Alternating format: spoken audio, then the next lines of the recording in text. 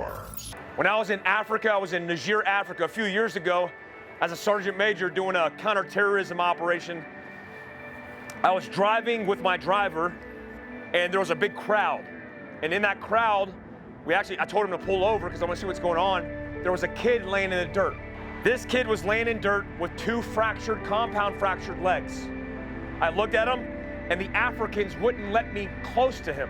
I went back to the vehicle and I grabbed my, at the time, Patagonia. I grabbed the bag and I went up to him and I tried to get access and they wouldn't let me. They were gonna let him bleed out because they knew absolutely nothing about medical procedures or trauma. So I backed up and I talked to my driver. I said, hey, talk to him in French. See if you can get them to spread way and let me help.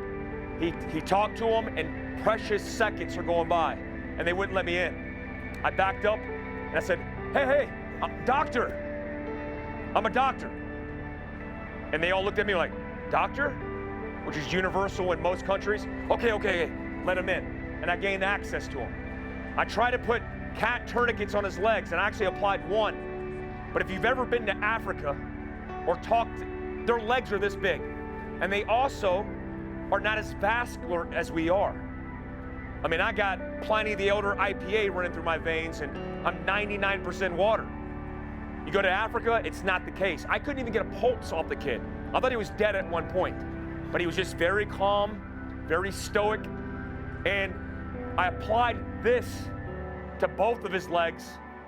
We couldn't convince them to let us take him, so we distracted him. I put him on a door that we confiscated, threw him in the back of my truck, and we took off. I took him to the embassy.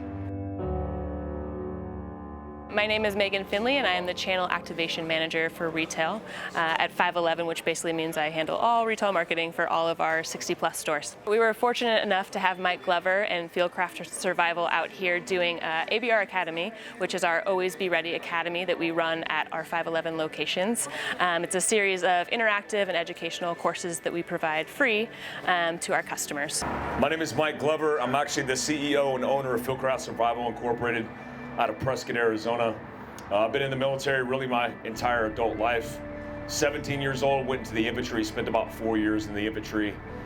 Segmented or segued myself into special operations. I started Fieldcraft Survival about 5 years ago. Our mission is to prepare citizens, law enforcement, and military in mindset, equipment, and most importantly, train you for the worst case scenario. I mean, our mantra is always be ready, so we didn't want to just talk the talk, we wanted to walk the walk. So we launched the ABR Academy in 2018. So we have 60+ stores, so this academy is run every month across from West Coast to East Coast. To this point, we've done, I think, just about 600 courses. That worst case scenario doesn't have to be a counterterrorism, bad guy type situation. It could be a natural disaster. What I'm going to give you in techniques and tactics is things that have worked for me and are a minimum requirement for being prepared. With channelized vascular wounding, you have to go as high as you can on the appendage or the extremity in order to stop the bleed. So in this case, one way is going to work, the other way is not. But if you recognize the red tab, you can put it on correctly each time. From his experience in the military and all the crazy stuff he's done, I think people really appreciated being able to hear all his stories and how the skill set and the education really has helped him out in the field, and they can utilize that in their own personal lives. Modern survival is very different because you have to use not only primal instincts of survival, but you also have to be cognitive enough to make decisions.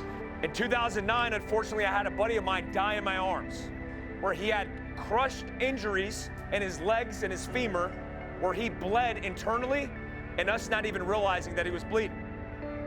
The reason that happened is because he broke his legs, they lacerated his femoral, and he bled into his colon, but nothing was apparent.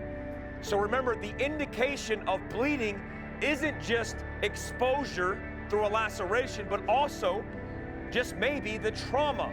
He's been really helpful in our product development as well. I think you guys saw the rear attachment that he created for vehicle loadout. He was my team sergeant. His name was Stephen Walker Booth. He was 33 years old, sniper, special forces sniper, one of the best dudes I knew.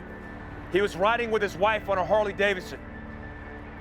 a person pulled out in front of him, and he hit that person going about 50 miles an hour on his Harley. It killed his wife instantly, and he was alive on the ground for a period of time while I tried to treat him. I ran back to the vehicle and I went to grab my med kit. But Molly doesn't unattach easily. So I had to unzip the contents and access it, and ran to him, dumping out all the contents on the ground, fishing through it. And remember, in traumatic situations, you have milliseconds. Think of it that way, because time is critical. So I was like, you know what? What if I do something like, this is med, I run to my vehicle, I grab this, and I could rip it off and run to the casualty. Or I could have the Molly portion here. Or what if this, rolled up like this, was a panel, but when I unroll it and then tucked it up and zipped it up, it was just a go bag.